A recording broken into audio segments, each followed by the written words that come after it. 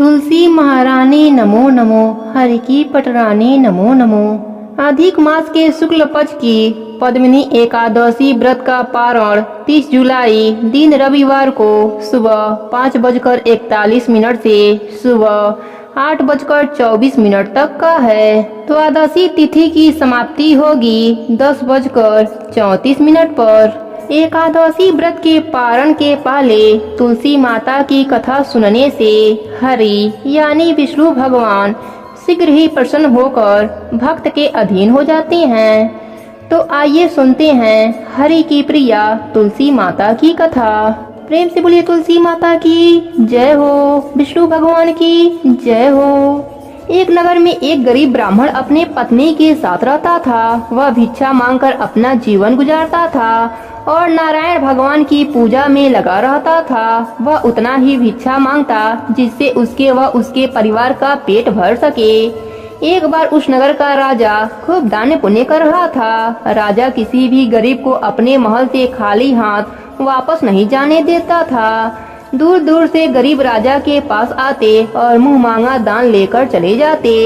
एक दिन ब्राह्मण की पत्नी ने ब्राह्मण से कहा कि आपने सुना राजा आजकल खूब दान पुण्य कर रहा है, आप भी जाइए और राजा से कुछ मांग कर लाइए।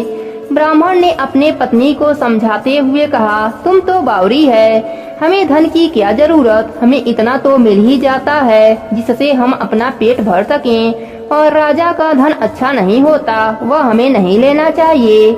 लेकिन ब्राह्मण की पत्नी जिद पर अड़ गई और बोली, मैं तुम्हारी एक भी बात सुनने वाली नहीं हूँ, कब तक हम कंगाली में जीते रहेंगे। तुम तो रोज माला लेकर बैठ जाते हो, अपने बच्चों को क्या खिलाएं, क्या पहनाएं। जब बच्चे दूसरे बच्चों को पहनते उड़ते और खाते पीते देखते हैं तो उनका भी मन ललच जाता है। आज तुम राजा के पास जाओ, राजा बहुत भला व्यक्ति है, वह हमें जरूर मुंह मांगा दान देगा। मजबूर होकर ब्राह्मण राजा के महल की ओर चल दिया, पर राजा उस समय महल में नहीं मिला।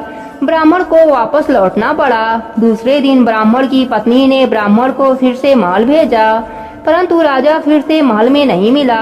तीसरे दिन राजा महल में मिल गया और उसने ब्राह्मण का स्वागत किया और उसे आसन पर बैठाया और 2 दिन न मिल पाने के लिए क्षमा मांगी। राजा ने कहा, मैं आपकी क्या सेवा कर सकता हूँ? ब्राह्मण ने कहा, जो मैं मांगू वो आप दे सकेंगे। राजा ने कहा, हाँ हाँ कहिए, मैं आपका क्या सेवा कर सकता हूँ?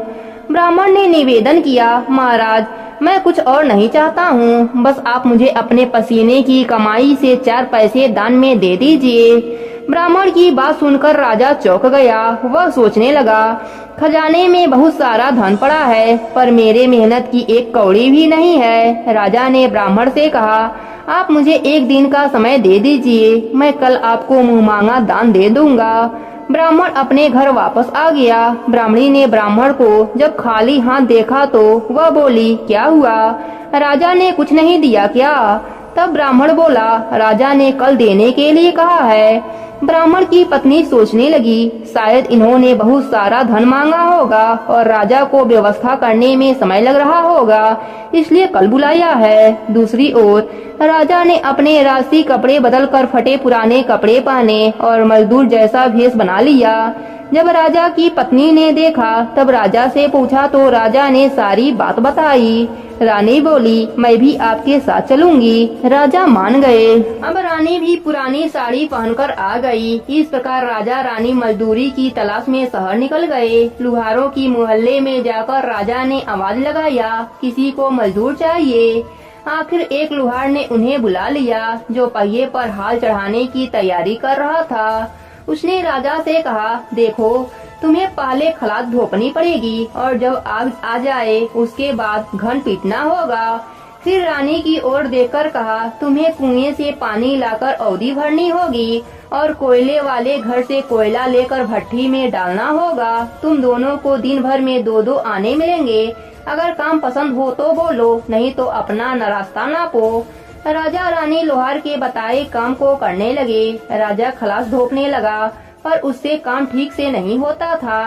लोहार नाराज होकर राजा को ठीक से काम करने के लिए कहता। राजा जैसे तैसे अपना काम करने लगा। रानी भी कुएं से पानी भरकर लाने लगी। रानी के हाथ में फफोले पड़ गए। किसी तरह बड़ी कठिनाइयों से उसने पानी का औदा भरा। उसके बाद रानी कोयला लाकर भट्ठी में डालने लगी। कोयले भरने से रानी के गोरे हाथ और कपड़े काले हो गए। भट्ठी में आग आने पर लोहार ने हाल भट्ठी में से निकालकर पहिए पर जमाई और एक घन अपने हाथ में लेकर और एक राजा के हाथ में देकर कहा, देखो बारी बारी से घन इस पर पटकना, हाथ इधर उधर ना होने पाए। राजा जोर जोर से घन पटकने लगा, लेकिन उसका निशाना ठीक से नहीं बैठता था। कभी घन हाल पर गिरता तो कभी पहिए पर। मजदूरों का यह हाल देखकर लोहाइन बड़बड़ाती हुई आई और लोहार से कहने लगी, तुमने कहां से यह नौसिखिया मजदूर काम पर लगा लिया? इनसे काम ठीक से नहीं होगा। यह मजदूर तुम्हारा सब काम बिगाड़ देंगे। राजा रानी उन दोनों की फटकार सुनते सुनते अपना काम मन लगाकर करते रहे। घन पटकते पटकते राजा का शरीर पसीने से तरबितर हो गया और जोर जोर से सांसें चलने लगी। रानी भी पानी भरते भरते और कोयला झोंकते झोंकते थक कर चूर हो गयीं। दोनों ने पूरे दिन बहुत मेहनत करी। लोहार ने राजा रानी को 2-2 पैसे दिए, जिसे वह बड़ी खुशी खुशी से लेकर महल में आ गए। आज उन्हें पता चला कि मेहनत की कमाई कैसी होती है। राजा ने 4 पैसे अलग रख दिया और अगले दिन ब्राह्मण को बुलाकर उसे दे दिया। ब्राह्मण राजा को आशीर्वाद देकर घर लौट आया और ब्राह्मणी से कहा, लो मैं राजा के यहाँ से दक्षिणा ले आया हूँ। ब्राह्मणी खुश होकर दौड़ती हुई आई, पर उसने जब 4 पैसे देखा तो वह ठिठक कर रह गई और उन्हें दूर फेंक दिया।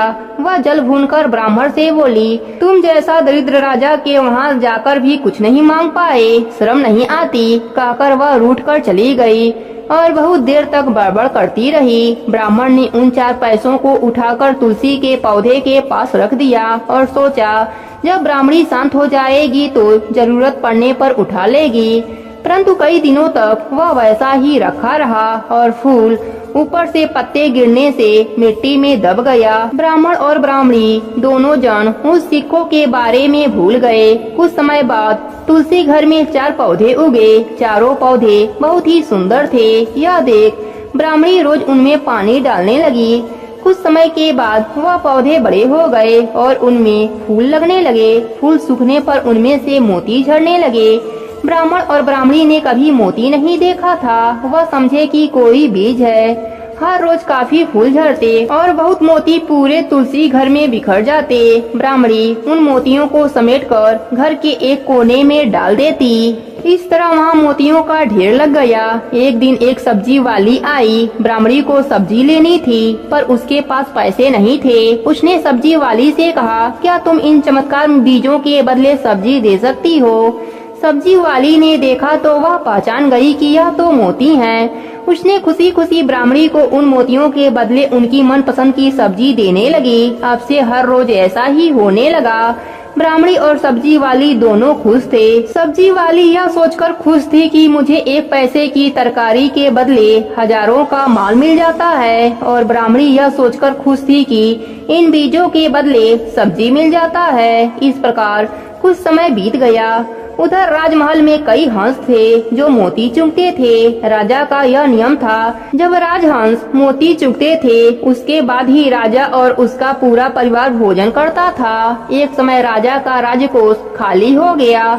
अब राजा को मोती खरीदने के पैसे नहीं थे। यह खबर पूरे नगर में फैल गई। ब्राह्मण और ब्राह्मणी को जब यह पता चला तो उन्होंने यही विचार किया कि राजा बहुत दानी और नेक दिल का है। उसने अपना सब कुछ दान कर दिया, यहाँ तक कि उसके पास खाने तक का कुछ भी नहीं है। ऐसी हालत में हमें उन लोगों की कुछ सहायता करनी चाहिए।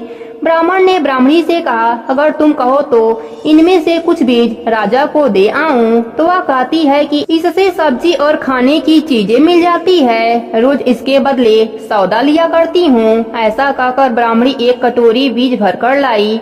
ब्राह्मण राजा के पास पहुँचा। उन्हें वह मोती दिए और राजा को बताया कि यह मेरे घर की तुलसी का बीज है। राजा उन बीजों को देखकर चौंक गया। राजा उन मोतियों को हंस को दिए। राजहंस उन्हें चुभने लगे। यह देख राजा ने ब्राह्मण से कहा, एक मोती सैकड़ों रुपए का है। सच बताइए, आपके पास इतना मोती कहाँ से आया? ब्राह्मण बोला, महाराज, ऐसे बीज तो हमारे घर पर बहुत हैं। राजा अपने मंत्रियों के साथ ब्राह्मण के घर पहुंचा और उन चारों पेड़ों को देखा। पूछताछ में उन सिक्कों वाली बात सामने आ गई। जब पेड़ों को देखा गया तो उनके जड़ के पास वही सिक्के चिपके हुए थे। आज ब्राह्मण ब्राह्मणी को मालूम हुआ कि उनके पास लाखों करोड़ों की दौलत है, जिसे वह साधारण भी समझते थे। ब्राह्मण ने सोचा कि मेरे लिए यह धन किस काम के। ऐसा सोचकर ब्राह्मण ने सारे मोती राजा को दान में दे दिए। राजा की आंखें भी खुल गई। मेहनत की धन की कमाई उन्हें मालूम पड़ गई। उस दिन राजा ने प्रण किया कि मैं खजाने के पैसों में से एक भी पैसा अपने खर्च में नहीं लगाऊंगा। अपना खर्च मेहनत करके चलाऊंगा। खजाने और ब्राह्मण के दान से राजा ने जनता के हित में कई धर्म कर्म के काम शुरू कर दिए। हे तुलसी माता, जैसे आपने उन सब पर अपनी कृपा करी, वैसे ही अपने सभी भक्तों पर अपनी कृपा बनाए रखना।